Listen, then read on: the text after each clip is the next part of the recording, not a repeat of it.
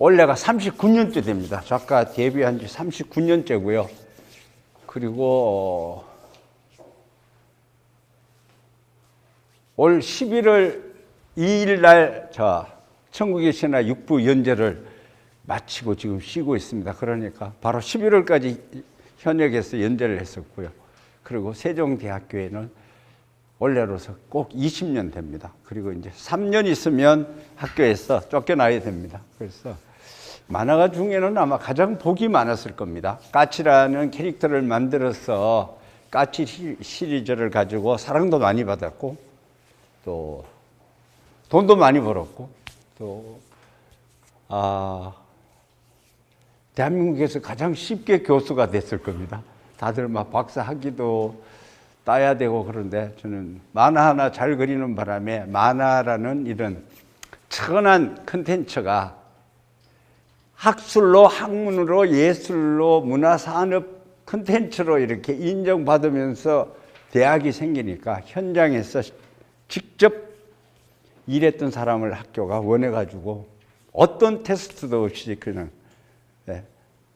이사장님하고 한번 인터뷰도 없이 교수로 추대되어가지고 지금까지 잘 지내고 있습니다. 그러니까 제가 가만히 생각해 보니까 굉장히 운이 많았던 삶이더라고요. 근데 한 가지는 있습니다. 저도 제가 만화를 선택해서 그리려고 했을 때 만화는 보기만 해도 학교에서 정학 전문 받았거든요. 그리고 당연히 저 책가방에 만화책이 있으면 빼앗기죠. 집에서도 만화책을 보면 혼나고 그런 황무지를 그래도 내가 하고 싶은 건 세상에서 이거밖에 없어 해서 그 만화를 선택하고 나니까 흑바람 부는 정말 삭막한 황무지더라고요. 만화 참고서 하나 없고 만화를 어떻게 그리는 거지? 물론 밖에 만화에 대한 정보도 또한 없죠. 근데 제 나름대로 노력해서 만화를 가지고 걸어가니까 너무 좋은 게 제가 가니까 길이 되더라고요. 그래서 거의 다 제가 최초, 최고, 최대 거의 만화 연관된 거의 모든 기록은 제가 다 가지고 있습니다. 그런 유리한 점도 있더라고요.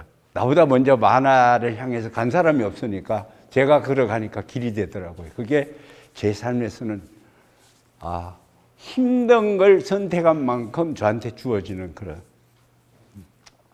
훈장들이더라고요. 그래서 그런 것들을 이용해서 지금까지도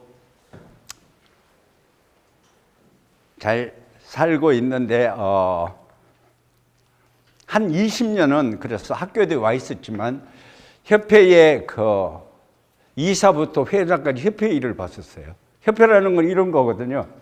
협회에 20년 있으면 실제로 20년 동안 저는 절대로 어떤 만화상도 받으면 안 돼요. 협회에 있는 한은 그게 어떤 공정성 시비가 붙기 때문에. 그리고 협회라는 게 거기에 장이 되면 항상 어디에 가면 개인의 어떤 선택과 집중보다는 전체 회원에 대한 이권을 가지고 결정을 해야 되거든요. 그러니까 자기 말은 하나도 할 수가 없어요. 아무리 자기가 응모를 많이 받고 싶어도 우리 전체 회원은 이걸 원합니다 라고 얘기를 해야 되거든요. 그러니까 제가 상 같은 걸 받은 걸 한 20년 동안 상 받은 게 없습니다. 20년 지나고 난 뒤에 주로 받은 상인데 얼마나 웃기냐면 제가 3년 전에 네이버 연재하면서 제가 네이버 신인 만화가상을 받았습니다. 그게 제가 받은 상 중에 가장 인상 깊습니다. 왜냐하면 제가 처음 만화를 데뷔했을 때는 험한 세상이니까 만화에 관련된 상이 전혀 없었어요. 그러겠죠. 그러니까 아무리 어떤 업적을 세워도 상 같은 걸 받을 수가 없죠. 이제 약간 상 같은 게 만들어서 받으려고 하니까 맨날 상을 제가 만들고 있는 입장입니다. 협회에 있으면서 다른 문체부를 쫓아다니면서 이런 상이 있어야 됩니다. 김성환 선생님 고바우상을 만들어야죠. 막 하는데 그 상을 내가 받을 수는 없는 거죠. 그래가지고 상을 못 받았는데 당연히 저는 그러니까 신인상은 물 건너간 거죠. 그래서 다른 이런 상은 받았는데 3년 전에 네이버에 좀 연재를 하면서 네이버 웹툰 신인상을 받았었습니다. 그 해. 그러니까 재작년이죠. 그 상이 가장 재미있었고 또 인상이 깊었네요. 그리고 제가 어떤 분들이 오실지 잘 몰라갖고 여러 가지 어떤 얘기를 하지 그런데 우리 여기 김시현 학과장님이 아무래도 선생님 같으면 외인구단이고 외인구단에 대한 이야기를 해줬으면 좋겠다라고 얘기를 하시더라고요. 그래서 저는 또 명령받으면 해야 되니까 그러죠. 외인구단에 대해서 얘기를 하죠. 그런데 사실 외인구단이 터졌을 때 그때는 만화에 대한 관심이 지금과 같지 않았기 때문에 외인구단을 가지고 제가 어디 강의를 해본 적은 없습니다. 온전히 외인구단 하나만 가지고는. 그래서 온전히 외인구단만 가지고 오늘 우리 학과장님 어디 가셨나? 오늘 나한테 주어진 시간이 얼마인지 모르겠어요. 1시간입니까? 1시간. 그러면 1시간 동안 외인구단에 대한 이야기를 하겠습니다. 외인구단을 얘기하자면 이연세 만화를 얘기해야 되는데 이연세 만화는 한 줄로 표현할 수 있습니다. 극단적 비극미의 영웅상입니다. 이연세 만화는. 이연세 만화의 모든 만화는 극단적 비극적 상황에 처했을 때 참담하게 밟히거나 그러지 않고 뛰어나가서 부딪혀서 깨어져 버리는 그런 만화가 이연세 만화의 전형입니다. 그러니까 은하수 같은 주인공의 이야기가 되겠죠. 그러면 이 표지가 공포여행단의 까치 오혜승이라는 캐릭터입니다. 그리고 이 시대가 되면요, 볼까요? 이게 외인구단의 6명의 캐릭터입니다. 이 6명이 이제 그 지옥의 훈련을 거쳐가지고 패자 부활전을 벌이는 이야기가 공포의 외인구단의 기본적인 줄거리고요. 그게 하나의 줄거리입니다. 또 하나 줄거리는 중간에 제일 어둡게 생긴 이 청자켓을 입은 주인공이 까치라는 친구인데 이 친구의 지고지순한 사랑에 대한 이야기이기도 합니다. 외인구단은. 그리고 이제 또 하나는 이 땅에 자기 자리가 없는 모든 상처받은 영혼들이, 젊은 영혼들이 원하는 또 하나의 바람. 이래가지고 이 세 가지의 이야기가 외인구단의 기본적인 이야기 줄거리입니다. 그리고 이 70년대 만화의 특징은 뭐냐 하면요. 새마을 운동이 한참이었고요. 그 다음에 교훈적인 내용으로 도덕성으로 무장된 그런 한국의 감성에 호소하는 만화가 대다수 만화였습니다. 이건 더 모르시겠죠, 그죠? 제가 만화계 처음 입문하려고 했을 때 그때 인기 작가들입니다. 저기 왼쪽에 이상무라는 작가의 저 울지 않는 소녀는 주인공 이름이 독고탁입니다. 한 번쯤 들어보지 않으셨나요? 그 당시에는 책 표지가 없어도 나간다는 책이었습니다. 그러니까 아무리 슬프고 힘들어도 속으로 울고 겉으로는 웃고 다니는 아이의 이야기입니다. 아주 순정적인 보리밥 이야기죠. 그 다음 중간은 우리 대한민국에서 그 당시에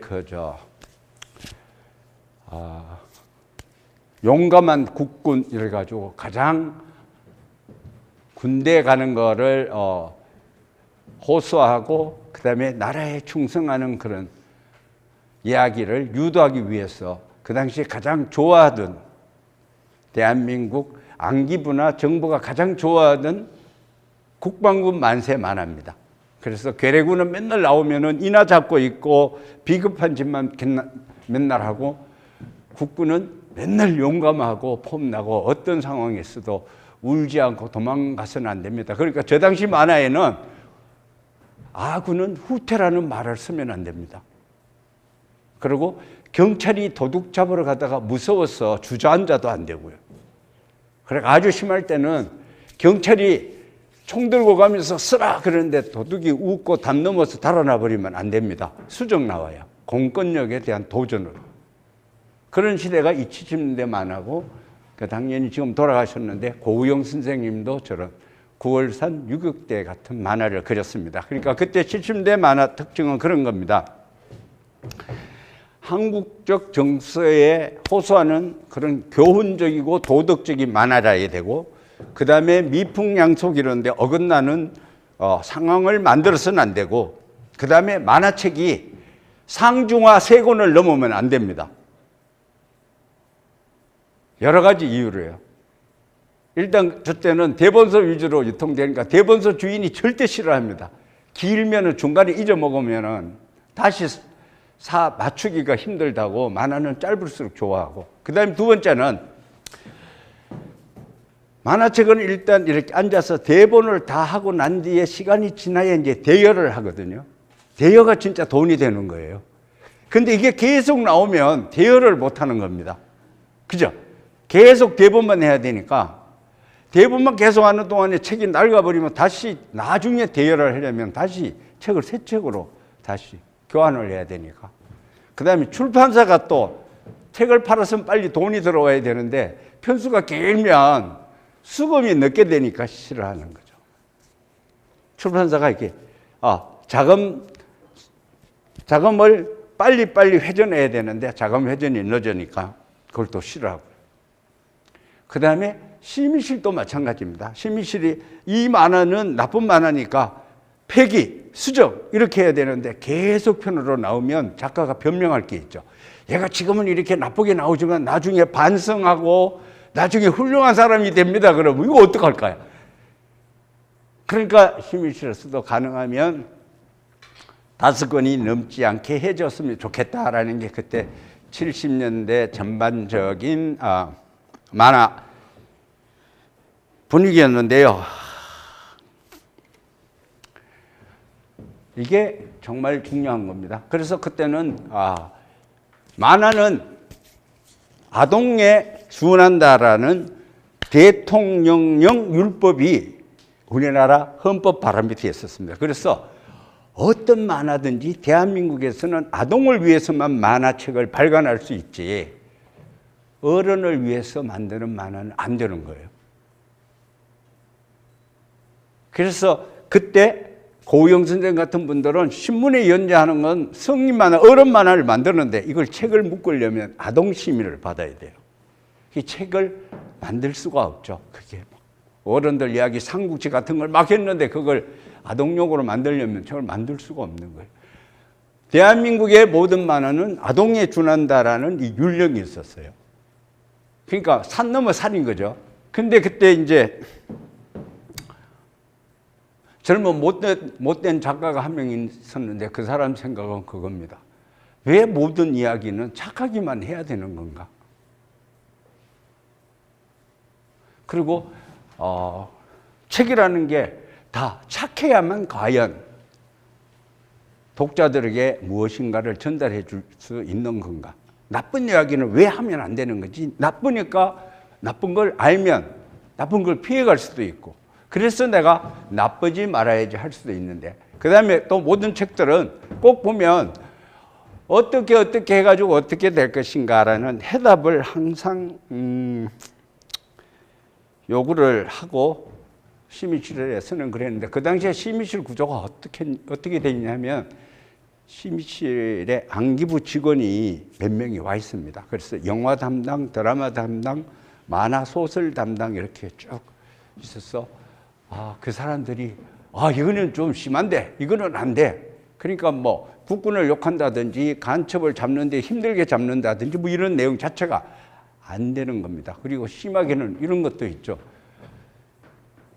드라마를 그분이 보고 계시다가 야 저기 저 뚱뚱한 아저씨 짜장면 옮기는 저 아저씨 괜찮구만, 연기 잘하네. 전화 한 통하면은 다음 날부터 그 아저씨 역할이 이렇게 커져 버려요. 대표적인 사람이 바로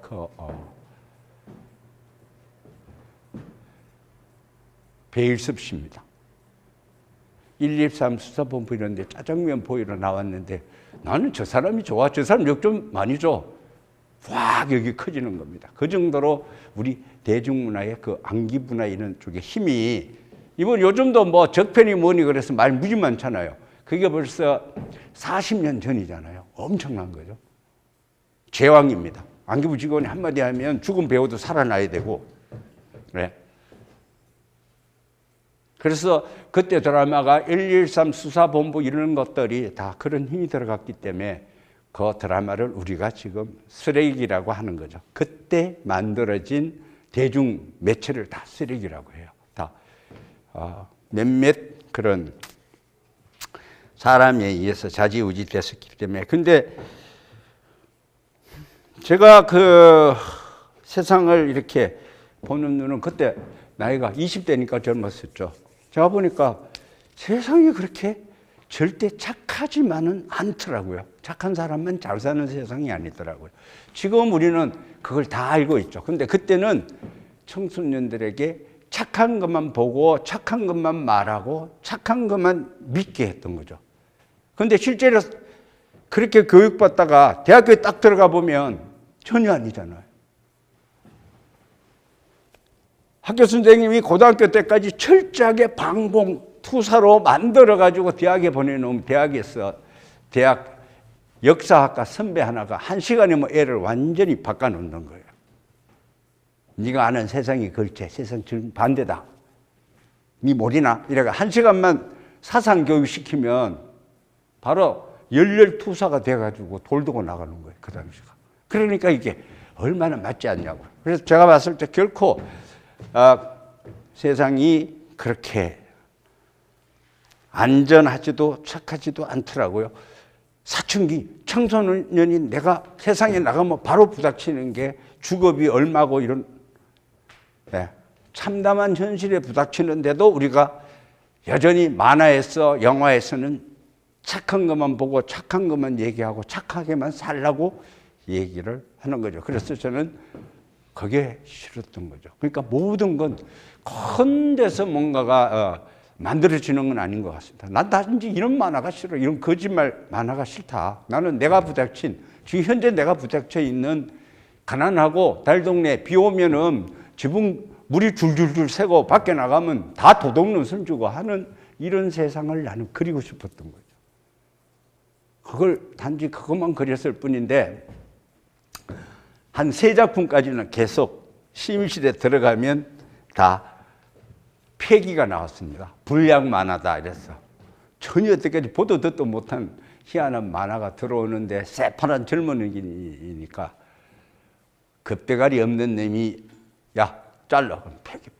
젊은 작가가 그 한 2-3달 걸려서 라면이라도 사 먹겠다고 그래가지고 가는데 폐기 나오면은 제로죠. 누구에게나 우리 그 당시 만화가들한테는 그런 아픈 기억이 있습니다. 아빠, 지금 나가면 오늘 나가면 그 당시에 우리 전기구이가 이거였었어요. 전기구이. 이렇게 빙빙 돌아가면서 이렇게 다 기름 빼면서 이렇게 휙휙 돌아가는 전기구이 있습니다. 요즘 가끔 길거리 이렇게 차 몰고 가다 보니까 한 번씩 차에다가 그 달아놓고 뒤에서 꽁무니에서 막 돌리더군요. 애들 최고 먹고 싶은 게 켄터키 프라이드 치킨이 들어오기 전이니까 그게 최고입니다. 한 마리 사올게. 초반사 가가지고 폐기 나왔다 이래가지고 돈 안 나오면 오다가도 못하는 거죠. 집에 아는 통닭 전기구이 기다리고 있는데 이거는 뭐 전구미 한 말 받을 돈도 못 가져가는 거니까. 그런 기억을 우리는 다 가지고 있는데 그래서 전부들 길들여지게 되어 있는 거죠. 출판사도 야, 이 선생 좀 이 말 되는 걸 그려. 심의실도 신인놈들은 좌우지간 처음에 군기를 잡아놔야 돼. 뭐 이렇게 길들이기인데 어릴 때부터 좀 못되게 자라서 그런지 죽든지 살든지 그렇게는 못 그리겠다 해서 결국은 오늘 제가 쭉 가는 게 제 외인구단까지의 이야기를 전쟁에 비유해서 얘기를 할 겁니다. 제가 어떻게 그 전쟁을 하나하나 겪어갔는가. 그래서 결국은 간단하죠. 사회의 고정관념과의 전투겠죠. 사회 고정관념하고의 전쟁인데 그 첫 번째 전쟁이 뭐냐면 3번 폐기를 맞고 나니까 어떻게 하면은 내가 그리고 싶은 하고 싶은 얘기를 하면서 폐기는 피하고 책을 낼 수 있을까? 그러니까 방법은 하나밖에 없더라고요. 언어 순화. 성질을 막 맞추고 하지만 그런 얘기를 하더라도 언어를 순화시켜 써야 되겠다. 저만 그런 게 아니고 그 당시 60, 70년 7080 가수 작사가들도 똑같습니다. 그래서 그 7080 때 가사가 무지 이쁘잖아요. 직접적으로 얘기 못하는 겁니다. 다 애둘러서 얘기를 해야 되니까 상도 얘기해서 뭐 지금처럼 확 가슴에 총 꽂아보고 싶다 뭐 이렇게 가사를 써서는 안 되고 뭐 커피잔 갔는데 비유해가지고 너를 만지면 온몸이 따뜻해 너의 열기가 이렇게 해서 언연중에 아는 사람끼리 보면 이것이 남녀 간의 어떤 성애를 표현한 거구나 아는데 그냥 보면 커피잔 들고 따그락따그락 하고 있는 모습만 전달이 되는 거죠. 그리고 만화에서도 결국 작가들이 칼로 찔러가지고 피가 팍 터지는 장면을 장미꽃으로 연출하는 겁니다. 붉은 장미꽃을 그리는 거예요.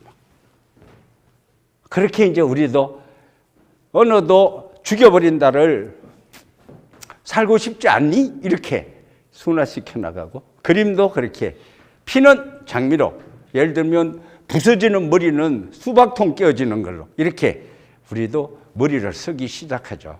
그래서 첫 번째 저한테 전쟁은 이 제5계절이라는 이 만화입니다. 이 만화는 제 자전적 이야기고요. 작가들이 신인 때 보통 보면 가장 자신 있는 이야기는 자기 자전적 이야기입니다. 왜? 가장 재미있는 만화는 자기가 아는 것만큼 쓰고 자기가 느끼는 것만큼 그대로 표현을 했을 때 가장 재미있는 만화가 나오거든요. 위대한 만화는 아니죠. 훌륭한 만화도 아닙니다. 가장 소통하는 만화는 그때 만들어집니다. 내가 20살, 21살이면 그 21살에 내가 겪었던 이야기를 가지고 하면 그 또래의 그 수준의 아이들은 서로 공감하죠. 서로 공명이 되는 겁니다. 오, 맞아. 나도 이랬어. 제가 유료 만화를 처음 그려본 게 국민학교 초등학교 4학년 때입니다. 그때는 국민학생이라고 그러죠. 4학년 때 제가 만화에 눈을 떠가지고 학교 선생님들 욕하는 만화 시리즈를 그려가지고 친구들한테 그걸 그 당시 돈 10전씩 받으면서 읽혔어요. 그게 제 최초 유료 만화입니다. 근데 그게 왜 인기냐면 아는 선생님, 미운 선생님, 무슨 선생님을 욕하는 만화잖아요. 너무 그러면 이거는 수준하고 관계없이 소통하죠. 내 친구 일본 만화 작가 하나는 아주 고생을 하던 친구였는데 공포 만화를 지금 그린 대가가 됐는데 엄마 죽이는 3부작을 그린 친구가 자기 데뷔작이고 자기가 밑에 살고 2층에 엄마가 사는데 엄마가 온갖 것을 다 간섭하고 밥 먹어라, 잠 좀 자라, 재밌는 만화 그려라, 돈 좀 가져온다, 너는 장가 안 가나 그래서 왔다 갔다 하니까 아이고 엄마 없는 세상에 있었으면 정말 좋겠다. 자립할 능력은 안 되고 그래서 이 친구가 자기 엄마를 만화가 죽 작가 하나가 자기 엄마를 정말 죽이는 만화를 3부작을 만든 거예요. 1회는 계획 짜는 거, 2회는 준비해가지고 이제 실행에 옮기는 거, 3부는 이제 묻어놓고 뭐 그러는 3부작을 했는데 일본에서 무지 인기를 쳤다는 거예요. 그건 다시 얘기하자면 뭐냐면 그런 엄마 때문에 스트레스 받는 젊은이가 그만큼 많다는 거예요. 크든 작든. 그래서 가장 재미있는 만화는 본인이 아는 것만큼 쓰고 느끼는 만큼 이렇게 표현을 했을 때 화장실 락스처럼 가장 소통하는 자기와 공명하는 친구들하고는 가장 재미있게 소통할 수 있는 만화가 되죠. 그래서 저도 첫 번째 이 만화는 이런 제도권 속에서 교육받고 착한 아이로 살아가기를 강요받는 그 시대에 내 삶은 내가 결정한다라고 하는 아이가 주인공이에요. 그리고 제가 거기에 들어가 있는 거는 어떤 거냐면 제가 양자로 왔기 때문에 이 아이 역시 양자로 들어간 아이입니다. 그것도 그냥 양자로 들어간 아이가 아니라 어느 비 오는 날 집에 강도가 들어와 가지고 아들이 하나 어린 애가 죽습니다. 그리고 부부가 아주 슬퍼하는데 그 아버지가 평소에 독실한 크리스찬인데 원수를 사랑하라 이거를 누누이 얘기하던 교수였었어요. 그래서 이 교수가 오만하게도 자기 아이를 죽인 범인은 잡혀가지고 사형을 당했죠.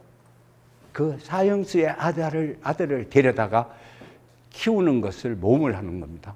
미친놈이죠, 그러니까. 그러면서 자기가 고뇌를 하는 거죠. 과연 나는 원수의 아이를 사랑할 수 있을까? 뺨을 줄 수 있을까? 당연히 안 되죠, 잘. 그러니까 저 애는 이유도 모르고 똑같이 자식으로서 그 집에 들어가 있는데 이상하게 자기에게 전달되는 이상한 차별의 눈빛을 어릴 때부터 보고 느끼고 자라는 거죠. 그래서 괴로워하는 아이의 얘기입니다. 그리고 자기가 나중에 보니까 자기라도 용서할 수 없는 원수의 아들이 자기니까 결국은 내 삶은 내가 결정하겠어 라고 해서 자살을 시도하는 게 이 만화에 답니다. 제5계절이라는 거는 감춰진 하나의 계절을 얘기하는 거예요. 모든 사람이 다 사계절이니까 알고 있는데 얘가 모르는 하나, 다른 사람은 알고 있지만 몰랐던 하나의 시간이 있었던 거죠. 그러니까 그 당시 청소년 만화로서는 이거는 도저히 넘어갈 수 있는 주제가 아닌 거죠. 그런데 저는 하여튼 최선을 다해서 이걸 한번 시도를 해봤습니다. 그래서 약방에서 수면제 사가지고 먹는 것도 어딘가 약방 같긴 한데 하면서 약방 간판을 다 지웠었어요. 그리고 약도 수면제 먹는다고 절대 얘기하지 않고 약을 먹는다고도 절대로 얘기하지 않고 어머니 사실은 제가 알고 보니 그렇게 죄 많은 몸이었습니다. 그러면서 뭔가 하나씩 먹는 것 같긴 한데 약간 약 같은데 약이라고 할 수는 없는 거죠. 근데 영악한 우리의 청소년 독자들은 그걸 너무 받아들인 거예요. 그대로 다 아는 거예요. 그게 그 당시 우리의 현실이었던 거죠. 부모들은 억지로 애 눈을 막 가리고 보지 말라고 막 이러는데도 애들은 나가서 다 보고 있다는 거죠. 얘가 자살한다는 건 무조건 알고요. 그리고 이 만화가 나가서 제가 처음 작가를 하면서 가장 감동적인 편지를 하나 봤는데 전라도 어디 모처에 있는 고창이라는 동네인데 거기에 8남매 속에 5번째 아들로 학교 갔다 오면은 소목이고 학교 가면 도시락 이렇게 둘러매고 따그락따그락 그렇게 다녔던 아무 생각 없는 아이였는데 왜 주변이 다 똑같잖아요.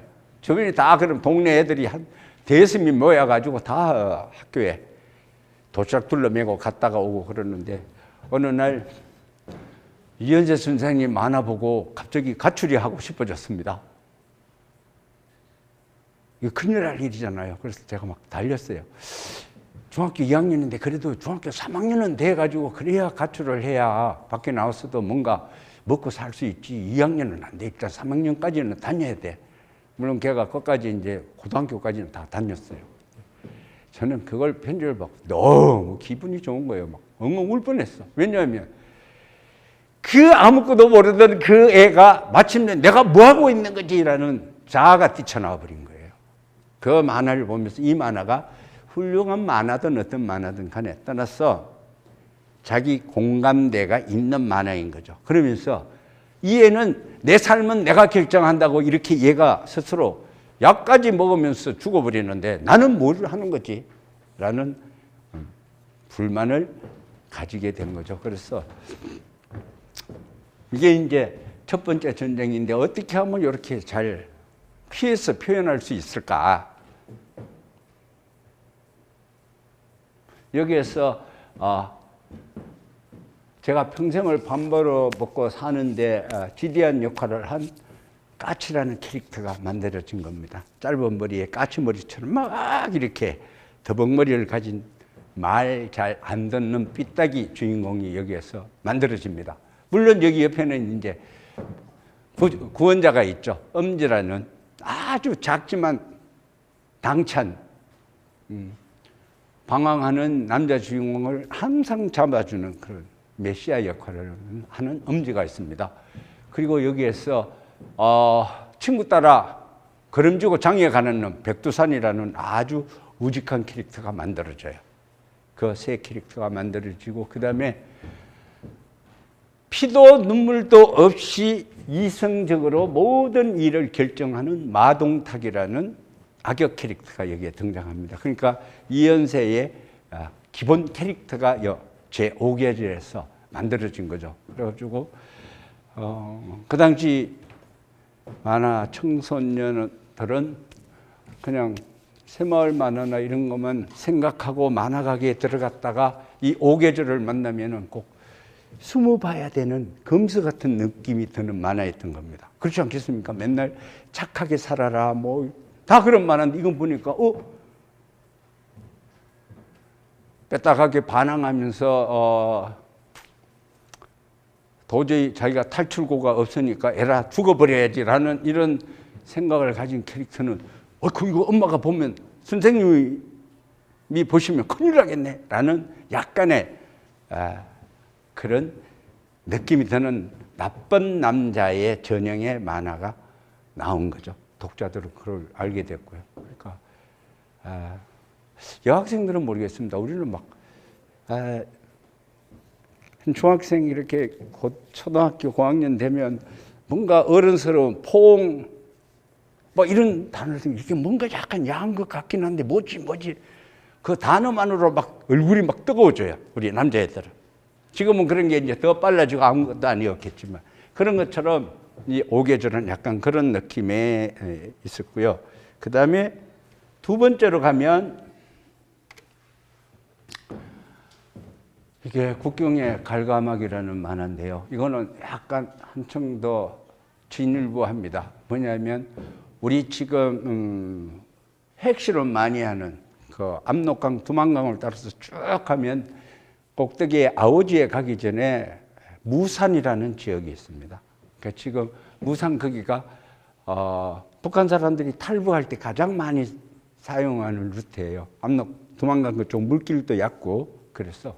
근데 성격은 되게 강렬하죠. 근데 이 배경이 언제냐 하면 구 한말이거든요.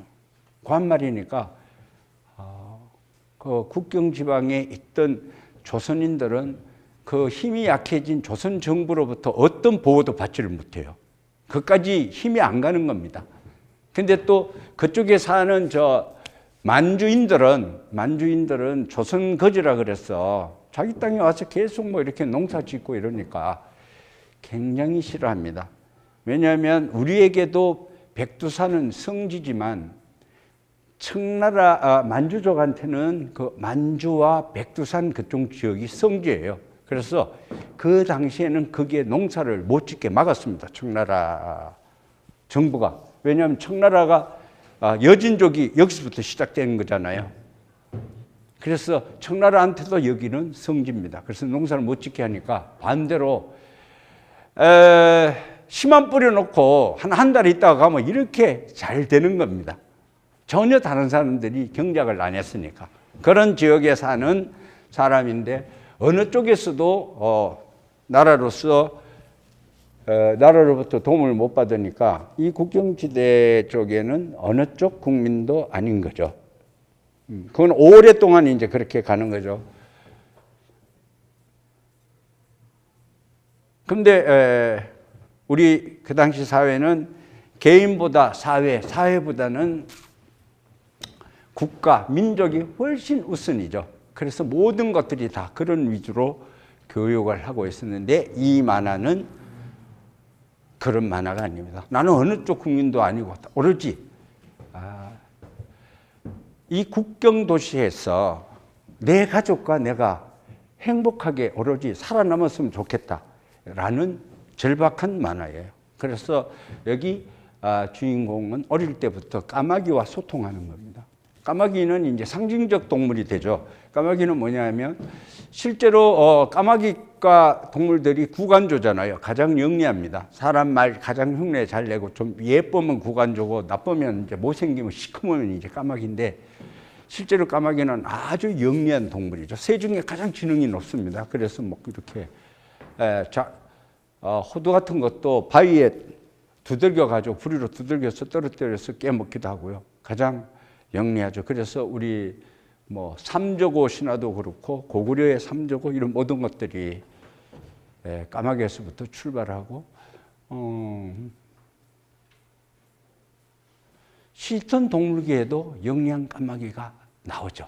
그런 정도로 까마귀는 실제로 지능이 높고 효성도 깊고 자기들끼리 이렇게 단결도 잘하는데 생긴 게 시커멓고 울음소리가 왠지 불길하다 그래서 천대받는 동물이죠. 그러니까 그 당시에 국경 지역의 조선인이 그랬다는 거죠.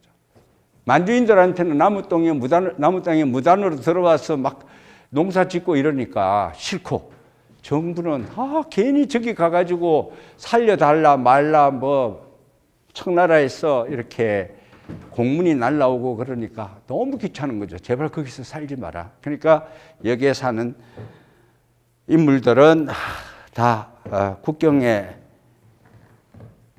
밤에 나오는 이쪽에 인물들은 참담한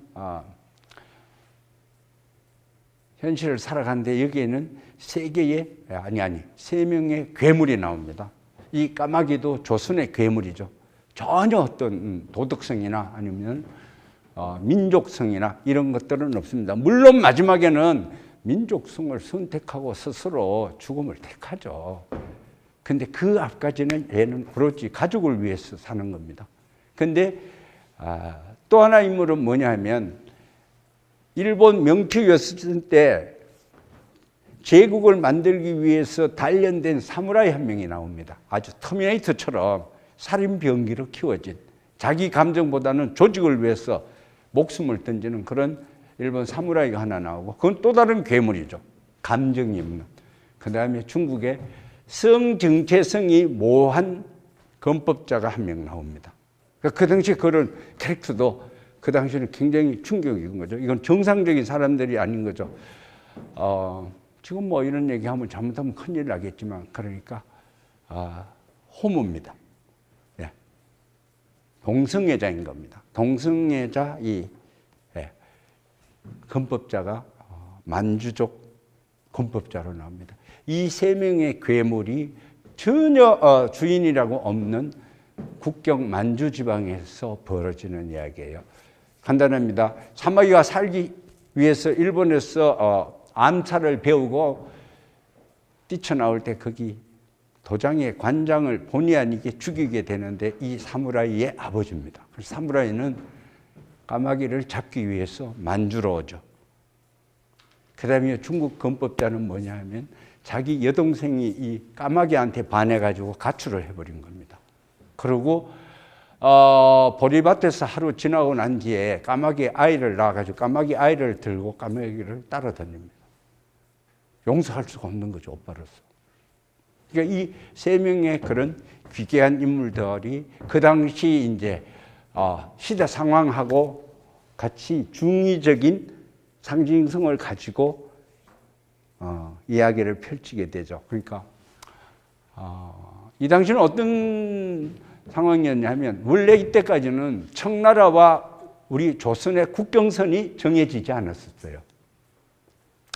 그래가지고 조선의 사신과 청나라의 사신이 국경지방에서 모여가지고 단판을 짓습니다. 국경을 가지고. 그래가지고 그 당시에 토문이라는 강을 경계로 우리가 청나라와 조선의 청주 북조 국경을 확정한다. 그리고 두 명이 술 마시고 뻗어버린 거예요. 실제로. 그러고 갔는데 청나라와 나중에 조선이 서로 주장이 다른 겁니다. 조선은 토문이라는 이것이 중국식 발음으로 해결해서는 안 되고 뜻으로 풀어야 되니까 이것은 흥룡강성을 얘기하는 거다라고 얘기를 했고, 청나라는 지금 우리가 알다시피 저기 두만강에 토문이라고 있습니다. 거기 토문강이 두만강이라고 얘기한 거예요. 그래서 청나라는 우리의 국경이 두만강이라고 얘기하고 조선은 흥룡강성이라고 이렇게 해서 이거를 결정이 안 나가지고 서로가 별로 거론을 하고 싶지 않는 그때 분위기였는데, 일본이 1905년 조선의 외교권을 박탈하고 들어가서 청나라와 협상을 맺는데 토문은 바로 두만강이다라고 사인을 해줘 버립니다. 조선 정부 대신에 일본 정부가. 그리고 일본은 뭘 얻었을까요? 만주 철도 부설권을 얻어버립니다. 일본 속셈이 다른 거예요. 이거 주고 어차피 다 질 거니까, 자기들께 될 거니까. 그러고는 만주를 경유해서 들어가는 만주 철도 부설권을 따가지고 철도를 놓으면서 일본은 만주 전체를 다 먹을 작정을 하고 들어갔던 거죠. 그리고 만주국을 세우죠. 만주국을 세웠는데 전쟁이 지면서 일본은 쫓겨와 버렸고, 청나라하고 일본하고 서약한 그 외교 문서가 있어서 우리는 국경이 그렇게 되어버린 겁니다. 그런 상황이니까 그 속에서 힘이 약해서 제대로 말도 못하는 조선이라는 정부, 싸그러드는 정부는 가치가 그 이미지고, 그 다음에 명치유신의 총칼로 무장을 하고 유럽 열강처럼 아시아로 쳐들어오는 역할을 사무라이 터미네이터가 맡는 거고, 그 다음에 청나라 그 여우한테서 아편 때문에 나라가 숨도 못 쉬는 지경의 그 나라를 정체성이 모호하다라고 해서 그 성정체성이 모호한 시우라는 인물이 그 역할을 하는 겁니다. 그래서 그 세 명이 하는 이야기인데 이것도 굉장히 강렬한 얘기죠. 그래서 일단 어느 정도였냐면 비적들을 이렇게 죽여놓으면 비적들 죽이는 장면을 발표를 못하게 해요. 그럼 제가 거기에다가 그거를 오려버립니다. 오려내고 거기에다 다시 그려요. 안 죽고 적당히 맞아가지고 기절하는 정도로. 그리고 심의 통과에 나오면 뜯어버리고 이걸 붙여서 책을 내버립니다. 뭐 내가 잡혀가면 되니까. 근데 그걸로 잡혀가지는 않았었어요. 그런 식으로 두 번째 전쟁을 하는 게 이겁니다. 이제는 그러니까 거기 구매에 맞게 표현을 이렇게 죽여주는 게 아니라 제가 하고 싶은 표현을 해버리고 나중에 선출판 후 책임을 지겠다는 거죠.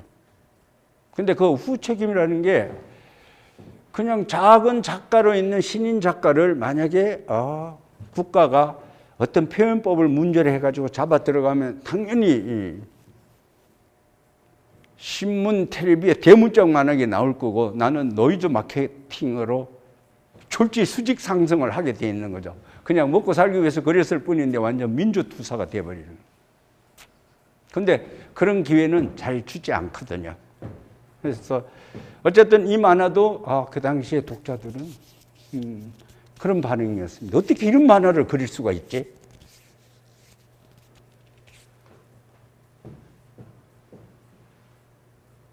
이은세라는 사람은 약간 악마성이 있나 봐. 그렇게 얘기했는데도 불구하고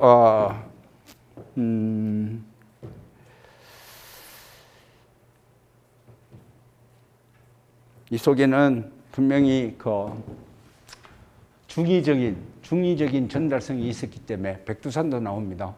이 주인공이 백두산에서 장수 얼굴을 보고 이제 드디어 감화되어 가지고 그래도 아버지는 아버지고 조국은 조국이다라는 각성을 하게 되고요. 그리고 사그라 들어가는 백두산 호랑이를 연상시키면서 마지막 그 스스로 죽음을 선택합니다. 뭐냐면 청나라가 힘없는 조선 정부에 계속 압력을 줘가지고 조선 토벌대가 만들어집니다. 조선 토벌대가 만들어지니까 까마귀가 조선 토벌대하고 싸울 수는 없는 거죠. 그래서 스스로 잡혀서 죽는 게 이제 이 얘기의 결말이죠. 그래서 그때부터 약간 잔인한 작가가 됐던 것 같습니다. 독자들한테.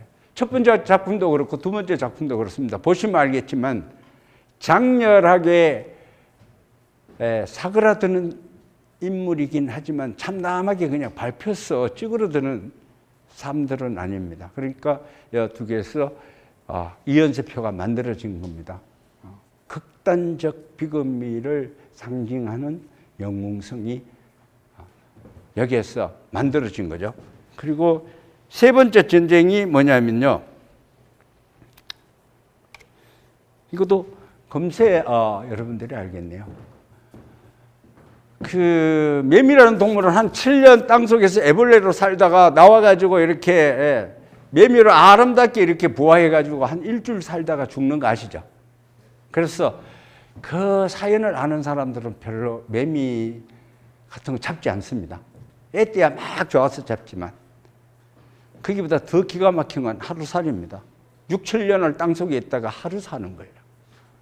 아침에 태어나서 저녁에 알 낳고 죽는 게 하루살이거든요. 하루 산다고. 이제 그런 삶에 대한 겁니다. 근데 그때만 해도 우리 일본에 여행을 가면 방공 교육 받았어야 됐었어요. 그때까지는 북한이 남한보다 잘 살았기 때문에 우리가 일본에 이렇게 가면 일본에 조총련하고 사진 못 찍겠어요. 망경봉호 탈까봐 호되게져가지고. 그래서 여기에 김일성 배지가 있는 사람들은 가까이 가지도 말고 사진도 찍지 말고 같이 밥 먹어도 안 돼요. 방공백에 걸렸습니다. 우리가 일본 간다 이러면 가서 4시간 교육 받았었어요. 해서는 안 돼. 해외에 나가서 해서는 안 되는 교육 중에 조총련을 만나면 도망가라, 피해라 이렇게.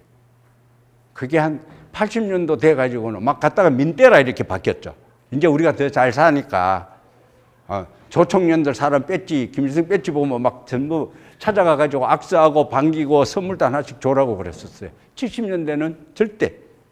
그때는 실제로 일본이나 이런 데서도 망경봉호 타고 북한에 가는 경우가 많았었거든요. 근데 제일교포의 얘기입니다. 그러니까 이것도 그거죠. 기화하지 않은 제일교포인데 얘가 자기는 아무리 봐도 한국인으로서 돈 받는 게 하나도 없는 거예요. 조선진 소리만 듣고 얘는 또 조총련이 아니니까 거류민단이니까 더더욱 더 애매합니다. 일본 놈도 아니면서 한국 놈도 아니고 내 청춘은 뭐지 하고 그렇게 헤매는 놈인데 결국은 여기 권투에 재능이 있어서 먹고 살기 위해서 링에 올랐는데 일본 프로모터가 얘가 설모가 있으니까 영화 로키 1 다 아시죠? 로키 1. 길거리에서 돈이나 뜯어먹고 살던 놈인데 로키라는 이름 때문에 어느 날 챔피언 방어전 하나 대충 하고 싶은 놈이 선택을 한 게 로키거든요. 이거 여기 가지고는 흥행될까? 그러니까 아니야. 옛날에 전설적인 로키라는 백인 복서가 있었잖아. 얘 또 백인이래. 그래서 로키 걔가 캐스팅 돼가지고 링에 올랐는데 이게 무승부까지 가는 악랄하게 덤비는 영화가 로키 1이거든. 이 만화도 그거와 흡사합니다. 먹고 살기 위해서 올랐는데 얘가 약간의 파이팅이 거치니까. 그죠? 이연세표 주인공이니까 당연히 지 맘대로고 거칠죠. 쟤를 때려 눕히는 챔피언이면, 일본 챔피언이면 이거는 돈이 되겠어. 라고 올렸는데 생각보다 너무 잘하는 겁니다. 그래서 일본 야쿠자들이 너가 일부러 져주면은 평생 먹고 살 돈을 좀 주겠지만 왜? 걔들은 거기다 돈을 다 일본 애한테 다 걸어놨으니까. 네가 끝까지 이기면은 너는 우리한테 죽는다. 결국 자기 애 때문에 야쿠자 총 맞고 죽는 만화가 이거예요. 그러니까 이연세 만화 3부작 3개가 다 절망의 청춘들이 뭐 자존감, 자기의 5만 가지, 자존심, 5만 가지, 아니면 우리가 많이 얘기하는 가오. 아씨, 너 왜 그랬어 도대체? 너 진다고 했으면 됐잖아. 아씨, 쪽팔리잖아. 뭐 이런 영화 많이 나오잖아요. 그런 이유 때문에 죽어가는 이야기입니다. 그러니까 첫 번째 전쟁은 자기 부모의 원죄 때문에, 두 번째 만화는 힘없는 조국 국경마을에서, 그 다음에 세 번째는 일본에서 도대체 자기들이 원해서 일본에 간 것도 아닌데 일본에서 그렇게 일본으로부터, 조국으로부터 보호받지 못하고 있는 정체성이 모호한 젊은 청춘, 새 청춘이 다 대충 비비고 사는 것보다는 바위에 부딪혀서 은하수처럼 이렇게 산산조각 나서 죽어버리는, 산화되어버리는 이야기가 이연체 3부작입니다. 그러고 난 뒤에 어떤 결과가 생겼냐면 이 이연체 신드롬이 사실 생겼죠. 이런 얘기를 제가 스스로 얘기하는 건 좀 그렇지만, 까치를 내세워서 까치 시리즈만 그리면 표지에 제 이름을 적지 않아도 책이 나가는 그런 작가가 어느 날 돼버린 거예요. 그렇게 되고 나니까 문제는 호사다마라고 세상 일이 다 좋은 일만 있는 게 아니잖아요. 박정희 할아버지가 약간 늙어서 약간 좀 성질이 죽어들만 하니까 80년 전두환 아저씨가 치고 올라온 겁니다. 대한민국을 이렇게 두면 되나? 그래가지고 막 김종필 뭐 이렇게 김영삼, 김대중, 이제 민주화가 왔어 막 서로 밥그릇 챙겨내라고 막 그런 동안에 탁 총칼 들고 전두환이가 나서서 탁 가르친 게 80년이죠. 그리고 국보위를 만들어 놓고 첫 번째 하는 작업이 뭐냐 하면 삼청 교육됐습니다. 일단 총칼로 이걸 빼앗았으니까 뭔가 국민들한테 봐라, 우리가 이거 총칼로 잡은 게 잘 됐지, 그러나 좀 되나? 이걸 알려줘야 되니까 깡패 소탕 작전이 바로 삼청 교육의 작전 아닙니까? 조직 깡패도 다 잡아가지만 길거리 가는데 여기 문신 같은 거 하나 새기면 다 잡아버리고, 술 먹고 길거리에 쓰러져 있으면 실어가 버리고, 술 먹고 동네에서 야, 술 한잔 줘 하고 대문 발로 차면 주폭이라고 잡아가 버리고, 그래가 들어가면 해병들이 빨간 해병 조교 모자를 쓴 사람들이 모자창을 여기까지 내립니다. 이렇게. 그리고 쫙 양옆으로 써 있어요. 얼굴 절대로 눈 마주치지 않습니다. 이렇게 딱 조교. 그리고 쫙 이렇게 보따리 한 줄 들고 이렇게 밤에 자다가 잡혀가고 길 가다가 끌려가고 이랬으니까 옷인들 제대로 입은 게 없죠. 그리고 거기에 딱 들어가면 그 공포 분위기 터널을 지나고 나면 각서를 써야 돼요. 몸과 마음을 정화시켜가지고 대한민국의 훌륭한 일꾼이 될 것을 맹세합니다. 그리고 훈련 도중 불의의 사고로 죽거나 다치거나 해도 일철 책임을 묻지 않겠습니다. 각서 딱이요 사인해야 돼요. 그리고 딱 들어가면 그 유명한 봉체조, 이따만 전부대 한 5명한테 전부대 들었다 놨다 전부대, 그 삼청교육대 훈련이 다 그때 만들어진 겁니다. 극렬한 PT 체조죠. 그래가지고 많은 사람들이 죽었죠. 근데 국민들은 막 박수 쳤어요. 실제로 어느 날부터 땡강 부리던 사람은 끌려가가지고 조용하고, 그 다음 깽판 부리고 싶은 사람은 아차 잘못 부리면 끌려가가지고 완전히 죽는지 사는지 행방불명이 되니까 다 숨죽이고 살아야 되죠. 그래서 갑자기 밤만 되면 천둥산 박달재 노래 부르고 당신만을 사랑해 막 꽥꽥대고 하던 사람들, 남자들이 하나도 없어진 거야. 그러니까 동네 사람들은 세상에 이래 살만 났네. 그 다음에 이제 각하께서 그 다음에 또 두 번째 내린 오다가 있습니다. 그 다음에 국민들이 또 뭘 원할까? 한국의 부모님들은 아무래도 만화 때문에 제일 골치 아파하시죠. 공부에 방해가 된다고요. 그래, 그럼 만화가들 다 잡아가지고 손보면 되나? 아니면 만화를 없애버릴까? 그런데 이제 딱 조사를 하니까 그 당시에 만화를 가지고 생계를 이어가는 만화 대본서, 총판, 막 여러 사람들이 한 30, 40만 명이 된 거예요. 야, 30만 명은 좀 많네. 아마 한 10만 명 정도 됐으면 어떻게 됐을지 모르겠습니다. 강주 우리가 당했을지도 모르죠. 30만 명이 좀 많잖아. 그러면 그 만화가들을 손 좀 봐야 되겠구만. 그러니까 80년 가을에 우리 대한민국의 모든 만화가들이 끌려가가지고 지금 남산 이라국민학교 바로 밑에 보면 애니센터라고 지금 있습니다. 거기가 옛날에 안기부 건물입니다. 거기가 지하가 있어요. 지하 지금은 서울시 소방본부가 서고 있죠. 그 밑에로 우리 전국 서울 전국의 그 소방 라인이 거기 다 꺼져 있습니다. 그 당시 그 안에가 이 다리 비틀고 모가지 비틀던 데예요. 그래가지고 우리 말로는 밤에 혼자 이렇게 있기 싫은 게 밤 한 10시, 11시 돼서 그 동네에 혼자 거기에 있으면 신음소리 난다고 그래요. 근데 거기 끌려갔습니다. 가가지고 전국의 만화가들이 다 끌려가가지고 자정 결의를 했죠. 1. 우리는 불량 만화를 그리지 않는다. 1. 우리는 야한 만화를 그리지 않는다. 1. 우리는 이웃 국가를 편애하거나 비방하지 않는다. 1. 우리는 미풍양속을 저해하는 만화를 그리지 않는다. 이렇게 아주 애매모호한 거예요. 구체적으로 뭐가 안 된다가 아니라 그렇게 광범위하게 잡아가지고 모든 건 다 코에 걸면 코걸이 귀걸이가 되게 해놓은 거죠.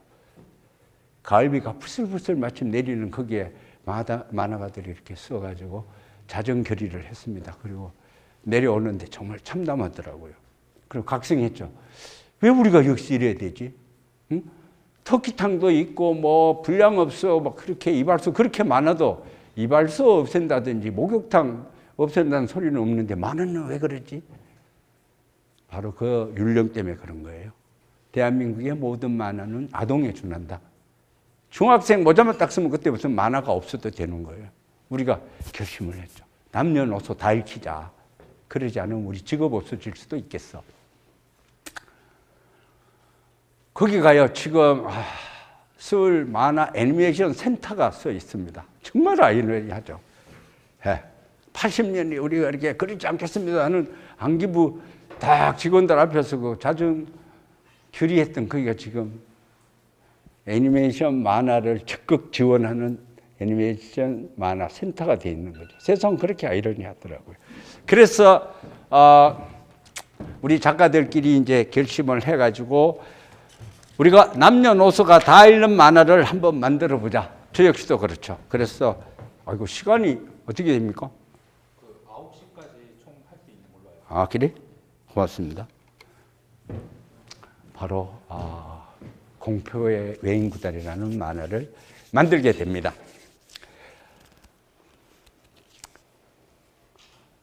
처음으로 기획한 가족 만화이죠. 요즘 드라마로 치면 모든 연령이 볼 수 있는 만화죠. 그래서 이렇게 생각합니다. 그 당시 이제 프로야구가 처음 이제 태생을 했어요. 그것도 뭐냐면 전두환 정권이 다 그렇게 강압적으로 다 막는데 뭐 하나는 풀어줘야 되니까 폭력 대신에 스포츠를 만들어준 거죠. 그전에는 우리나라에 돈을 위해서 스포츠를 하면 안 됐었어요. 만화에서는. 만화는 모든 건 아마추어리즘이라고 됩니다. 근데 두 개를 풀어줬어요. 영화에서는 노다지 용팔이 뭐 명동백작 이런 액션 만화 우리나라가 그때 되게 잘 만들었습니다. 홍콩보다 훨씬 앞서 있었어요. 그리고 애니메이션은 만들면 로봇 만화입니다. 뼈아프게 부수고 하니까 군인 아저씨들이 저런 걸 보고 자라니까 국민이 난폭해 주는 것 같습니다. 그래가지고 우리나라에 액션 영화를 못 찍게 돼버렸었어요. 그리고 대신에 달래강 보슬이 그때부터는 완전 영자의 전성시대 전부 에로 영화입니다. 뭐 하나는 만족을 줘야 되니까. 그리고 애니메이션은 로봇 만화를 못 만들게 한 거예요. 그리고 대신에 스포츠를 국민들에게 줬어요. 프로 야구라는 거. 근데 나는 이게 너무 좋은 거예요. 이제부터는 그러면 돈을 위해서도 운동을 할 수 있는 거죠. 돈을 위해서 승부를 조작할 수도 있고, 구단끼리 업무를 꾸며가지고 선수를 뺏어올 수도 있고, 이 모든 우리 현대의 그 인간사 모든 소재가 여기 프로야구에 들어가 있는 겁니다. 이제. 그때는 어떤 세상이었냐면 최동원, 장여조 이런 선수들 모르시죠? 전설적인 선수입니다. 아주. 근데 이 선수들이 다 서울대나 고대 이런 데 잘 못 가요. 왜냐하면 자기는 야구를 잘하는데 자기 동기생들 그냥 보결 선수들 한 5명이 최동원이만 이렇게 보고 있는 겁니다. 최동원이가 얘들을 데리고 대학을 가줘야 돼요. 얘들이 대학에 들어가면 그때부터는 대학 학사증이 있으면 어디 가서 코치를 하든 뭘 하든 해가지고 밥을 먹을 수 있는 겁니다. 얘들 힘으로는 아무도 안 데리고 가요. 실업팀도 그때는 아직 없었을 때죠. 그러니까 최동원이는 자기는 고대 가고 싶은데 건국대 가야 되는 거야. 건국대는 너 그 친구들 다 받아줄게. 고대는 네 혼자만 와 이래 돼 있고. 요즘 애들 같으면 당연히 고대 가죠. 야, 빠이빠이. 그때는 의리가 그게 아닙니다. 다 데리고 가야 돼요. 그런 세상인데 프로야구가 나왔다라는 건 자기 연봉을 위해서, 자기만을 위해서 스포츠를 할 수 있다는 건 대단한 소재인 거죠. 그래서 이 외인구단에는 3가지 소재가 나옵니다. 하나는 네가 좋아하는 건 뭐든지 할 수 있어. 여자들이 가장 좋아하는 카페예요. 그 당시 이제 여자들 인권이 막 이제 뛰쳐 올라올 때니까.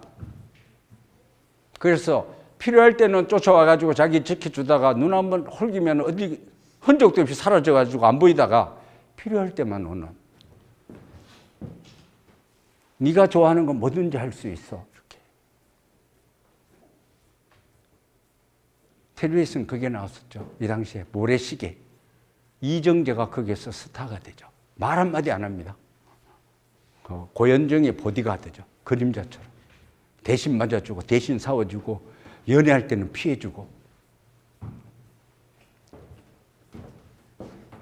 그리고 2번째 카피가 이제 강한 것이 아름답다라는 전두환 정권이 들어서서 학교는 막 계속 탱크가 주둔해 와 있고 그래서 그때 학생들이 거의 숨도 못 쉴 때고 그때 대한민국 대학교에 들어왔던 모든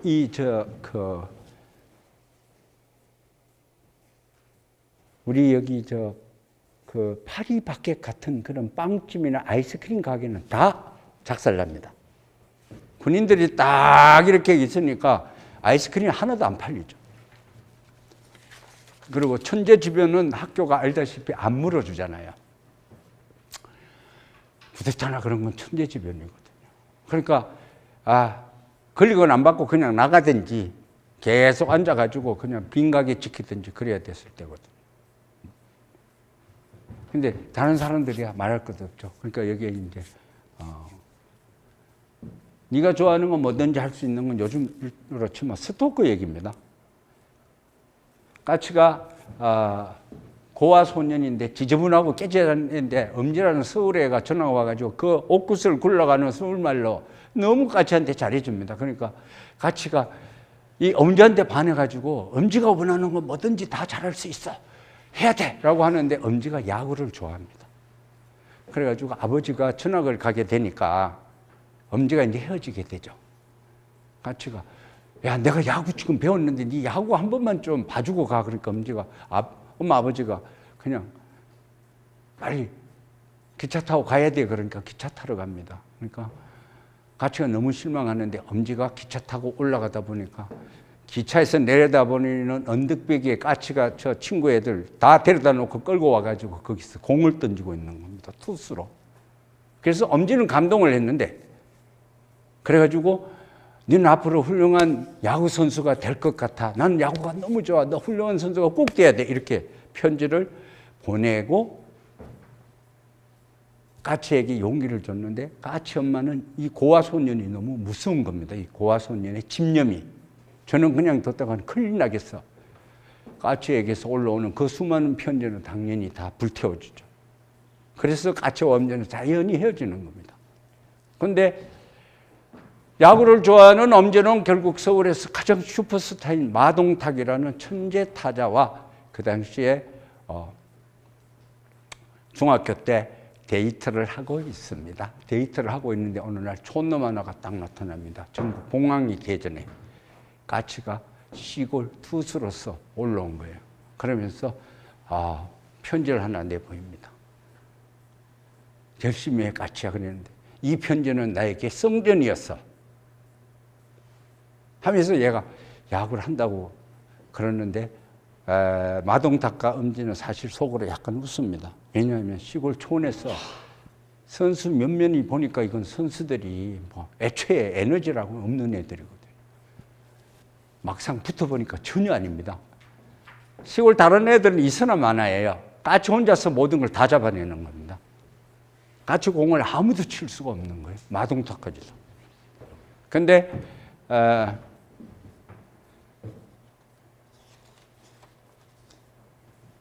까치가 마지막 순간에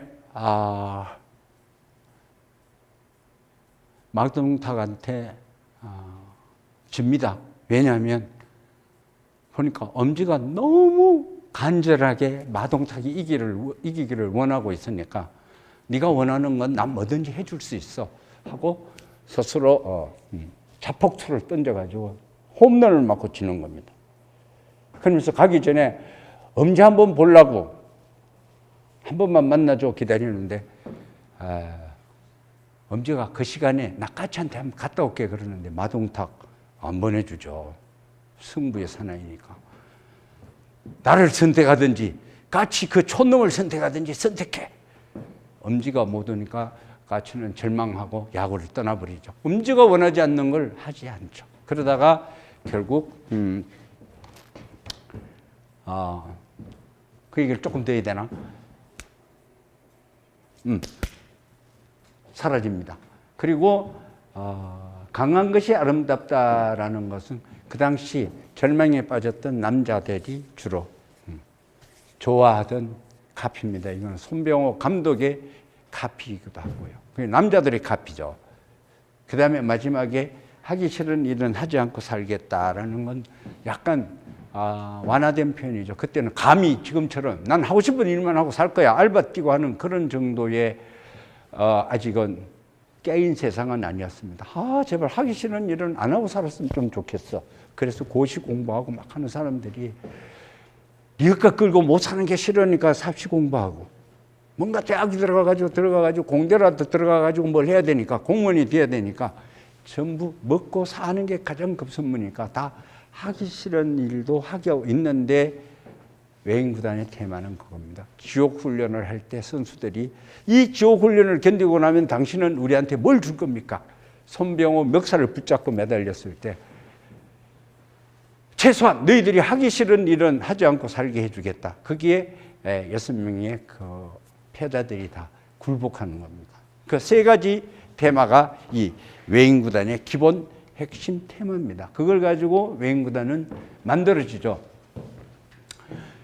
그리고 이제 그 당시 아까도 말씀드렸다시피 앞에 만화들은 길을 봐야 5권입니다.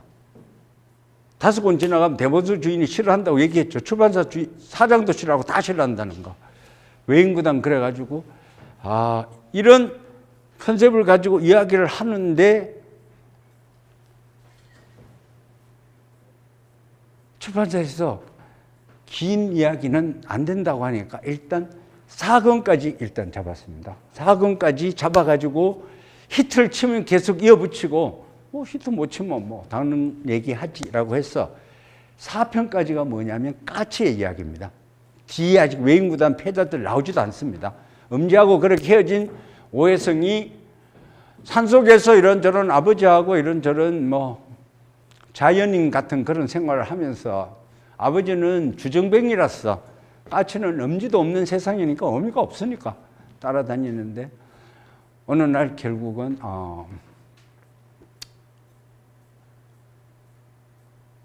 아버지가 교통사고가 나서 그 죽습니다. 그러면서 아버지가 죽으면서 소원이 너 야구 시켜가지고 네가 번 돈으로 내가 소주 시커 먹고 살고 싶었는데 너 때문에 망했다.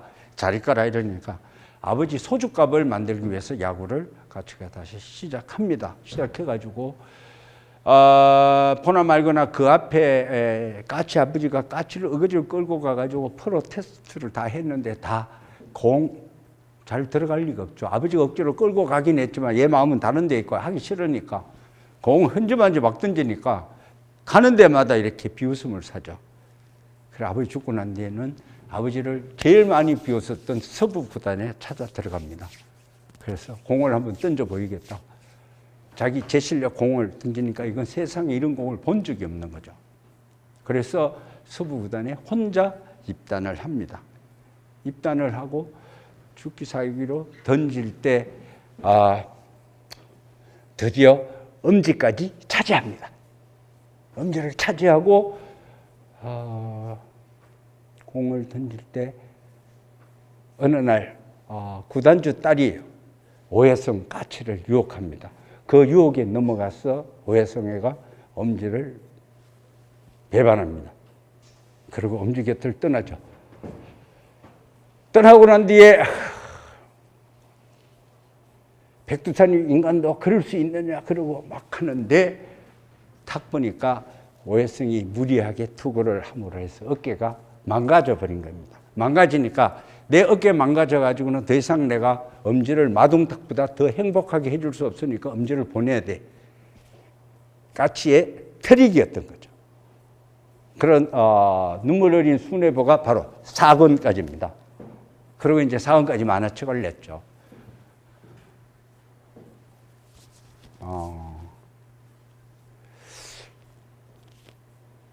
사건 나가니까 5건부터는 제발 5건이면 끝내달라고 했던 사장님이 이거를 한 10건까지 해도 되겠어.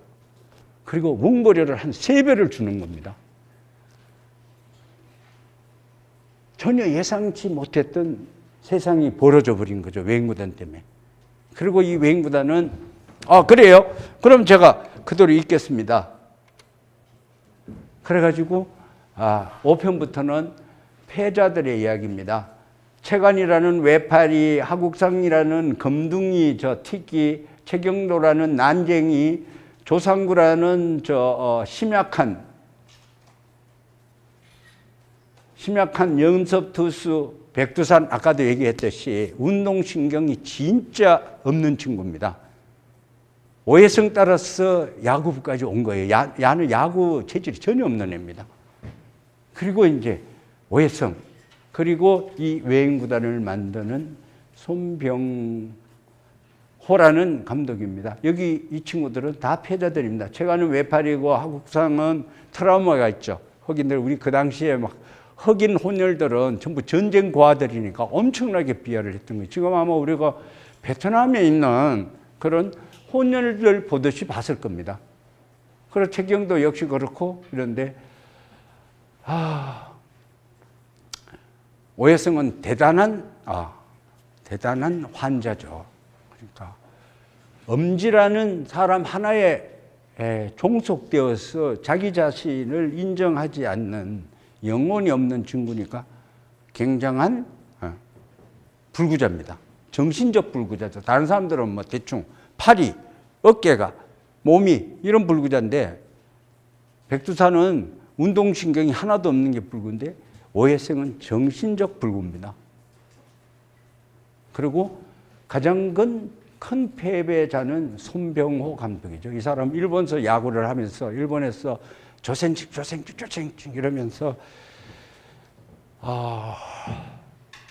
일본에서 쫓겨오다시피 한국에 와가지고 야구에 투신을 하는데 한국에서는 한국에서대로 한국말도 제대로 잘 못하는 쪽벌이 같은 놈이라고 해서 천대를 받습니다. 이 손병호 감독은 뒤에 가서 내가 얘기하겠지만 손병호 감독의 모델은 최근에 그 야구를 그만둔 김성근 감독입니다. 김성근 감독이 일본 제일교포로서 자라다가 고교 선수일 때 한국에 왔는데 일본에서 교포 선수들이 왔다고 4복 5일을 불고기를 계속 먹이더라는 거예요. 고기 먹고 싶어서 한국으로 귀화했답니다. 그래가지고 한국에 와가지고 지금도 말이 어눌하잖아요. 그 서툰 말을 하는데 뭐 고집은 다들 알고 계시죠. 그러니까 손병호 감독으로서는 가장 완벽한 캐릭터인데요.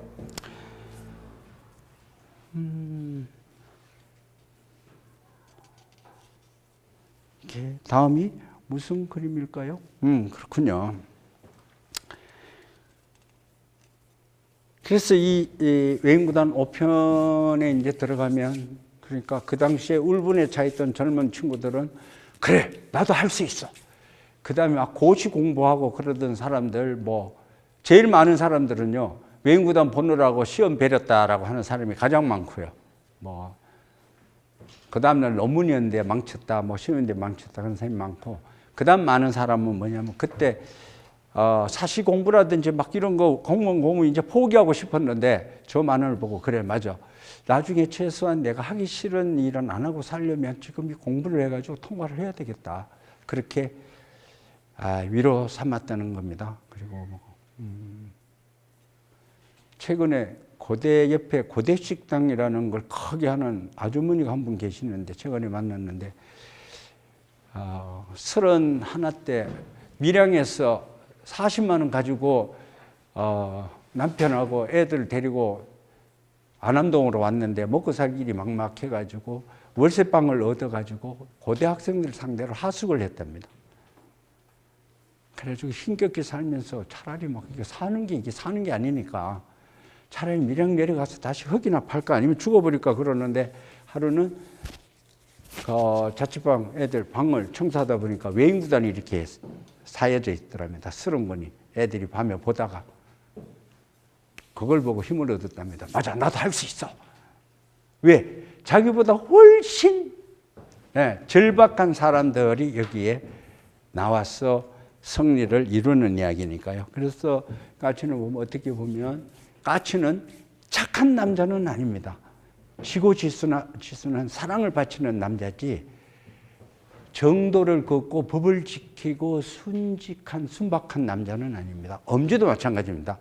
마동탁과 까치를 두고 마음은 여기에 끌리는데 모든 현실적 조건은 마동탁이 훨씬 나은 겁니다. 인텔리고 집안도 좋고. 그래서 엄지도 계속 흔들리는 겁니다. 마음은 까치를 도와주고 싶어서 도와주는데 현실적으로 잘 살고 싶은 겁니다. 그래서 엄지도 나쁜 여자의 전형입니다. 여기에서. 그러니까 이 외인구단도 역시 앞에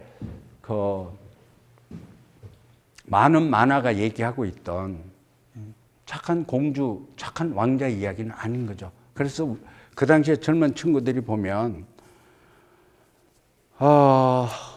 더더욱이나 외인구단의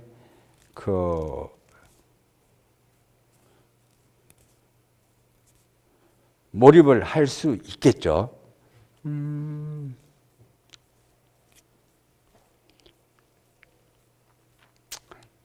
근데 외인구단에 나오는 최고의 천재가 누구냐 그러면 까치가 아닙니다. 까치는 집념의 사나이입니다. 집념. 타고난 천재는 마동탁이라는 남자입니다. 왜냐하면 외인구단 6명을 얘 혼자서 상대하니까요. 그러니까 삼국지의 사마이 같은 존재입니다. 사마이 제갈공명 죽을 때까지 혼자서 제갈공명부터 초계 5호 장군을 다 혼자서 맡고 있지 않습니까? 자기가 도망을 가든 어떻게 하든 초계 6번의 6벌 제갈공명이 이 위나라를 잡으려고 6번을 북쪽으로 진군을 해 올라오거든요. 그때 제갈공명이 하도 유비 아들 쪼다 유선이가 하도 의심이 많으면서 의심하고 그러니까 간절하게 왜 출병해야 되는지 올린 글이 그 유명한 출사표입니다. 폐하, 제가 이만 해가지고 이번에 또 나가야 됩니다. 제갈공명의 목적은 세 나라가 공평하게 살려면 위가 너무 덩치가 크니까 위나라를 잘라버려야만이 천하 삼분지계가 가능해지거든요. 그런 제갈공명이 조자룡 막 유비 관우 장비 다 데리고 쳐들어와도 사마이가 막아가지고 최후의 승리자는 사마이거든요. 제갈공명이 죽고 난 뒤에는 바로 천하를 통일하죠. 외인구단에서도 보면 마동탁 혼자서 외인구단 손병호 감독까지 다 맡고 있는 겁니다. 나머지 이 마동탁의 구단에서는 뛰어난 사람이 없죠. 그러니까 외인구단 최고의 천재는 마동탁이죠. 그리고 드디어 이제 최후의 결전이 오네요. 마지막 순간에 한 시즌 마지막을 두고 외인구단이 거의 상처투성이가 되었을 때 이런 겁니다. 손병호 감독이 백전전승을 약속을 했기 때문에 백전전승을 못하면은 외인구단원들 봉급을 하나도 못 받는 겁니다. 연봉을. 그 계약을 했기 때문에 이 시합이 지면 안 되는데 마지막에 히든카드로 이제 배도엽이라는 남자가 나와가지고 이 외인구단 승리를 마무리하는데요. 그 외인구단에서 정해진 게 뭐냐면 그겁니다. 이현세 표 캐릭터 라인업이 끝이 나는 겁니다. 앞에 거기에서는 까치, 마동탁, 엄지, 백두산까지 만들어진 거잖아요. 이제 여기에서는 뭐 조상구, 배도엽, 손병호 이런 라인업이 정해지면서 그 뒤로 이현세 까치 시리즈 만화가 나오면 전부 이 캐릭터들이 등장합니다. 마치 그 배우들처럼. 그래서 각자 그 캐릭터 성격이 있기 때문에 이현세라는 작가는 더 이상 이걸 설명을 안 해줘도 됩니다. 캐릭터를. 그냥 독자들이 알아서 얘는. 그래서 오랫동안 이제 아주 쉽게 작업을 할 수 있었고요. 그리고 지옥의 링, 고독한 영웅, 고교 외인부대, 부사리 가치기 전부 서포츠입니다. 전부 서포츠입니다. 그래가지고 제 소원대로 만화를 남녀노소가 다 즐겨볼 수 있는 만화를 적어도 이현세 만화는 그렇게 만들었습니다. 독자가 어린애에게만 있다든가 여자에게만 있다든가 그런 건 아니고요. 남녀노소를 다 끌어안을 수 있었고 그 다음에 스포츠 만화로서 한참 동안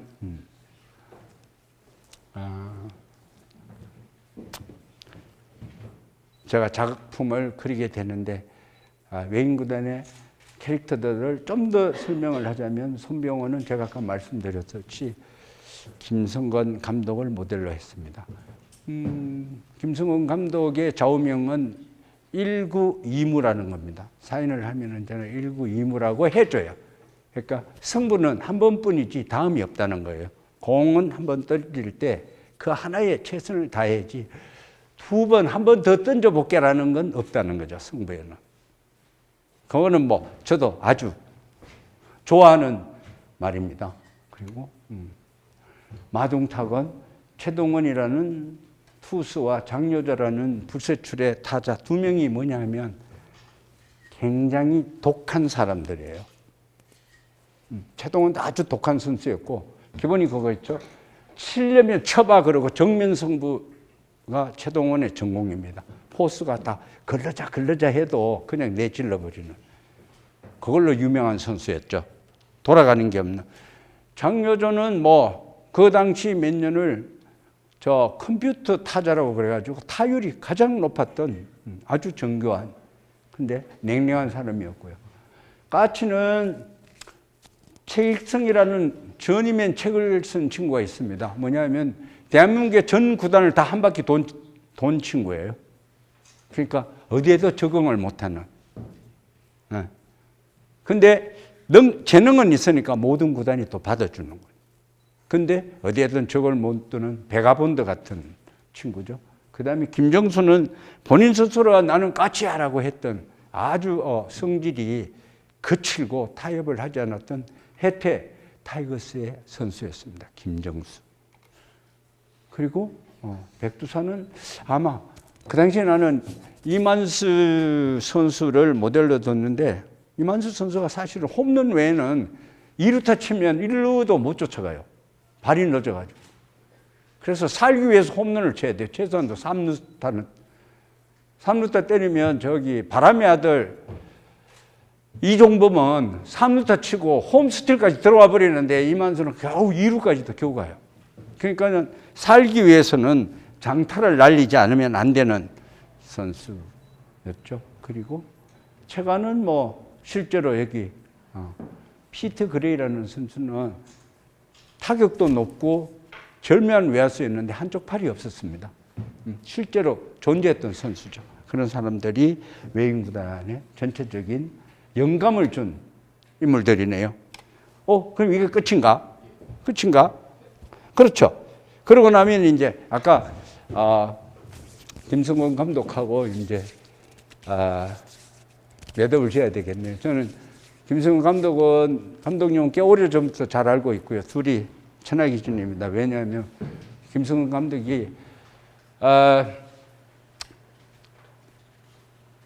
구단주 부름을 받고 갔을 때 구단주가 내놓은 책이 외국구단이었습니다. 처음 프로 구단에 갔을 때 우리 선수들을 이렇게 지옥 훈련을 좀 시켜주십시오. 그래가지고 이 양반이 그 만화를 보니까 일본 그 만화 천국에서도 만화를 안 봤다는 거예요. 살기 위해서 야구를 하느라고. 황당한 떡이 그지없더라는 거죠. 이런 섬은 어디에서 나올 거며 섬에다가 이런 야구장 설치는 또 어떻게 하고. 그래서 자기가 막 끌끌끌 웃었는데 이렇게 만나게 될 줄은 몰랐다 이러면서 친해졌죠. 친해졌는데 김성근 감독은 이럽니다. 제가 한때는 싫어했었어요. 왜냐하면 9대 0으로 이기고 있는데도 기회가 오면 번트를 대게 하는 거예요. 팍 선수 보고 때리게 해줘야 되는데 진짜 쪼다내가 미치겠네 이렇게 했는데 이 양반을 만나고는 완전 이해를 해버린 게 야구는 겨울에 덜불 같아서 감독의 눈에 완전 포기의 눈빛이 보이지 않으면 언제든지 9점, 10점 정도는 순식간에 뒤집어 버리는 게 야구라는 거예요. 그래서 불씨가 있으면 절대로 마음을 놔서는 안 된다는 거죠. 완전 이겨가지고 감독 눈빛을 자기가 덕아웃에서 봤을 때 완전히 포기하고 있으면 자기가 마음을 놓지만 그전에는 마음을 놓지 않는다는 거죠. 왜냐하면 성부는 다시 한 번 더가 없는 거니까. 그래서 그때부터 굉장히 좋아하게 했었죠. 그리고 저 개인적으로는 인생관이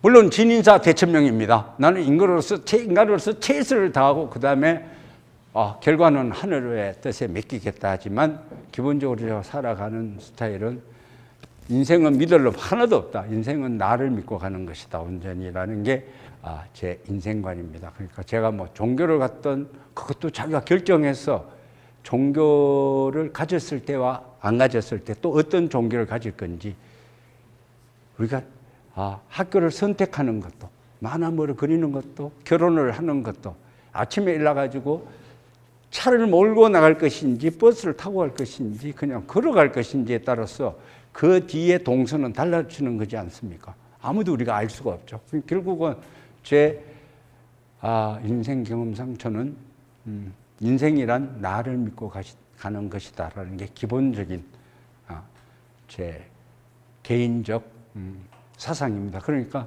김성근 감독하고 둘이 소주 먹고 있으면 딱 맞죠. 두 번 없어. 인생 한 번이야. 믿을 놈 없어요. 난 나밖에 안 믿습니다. 둘이 아주 잘 맞습니다.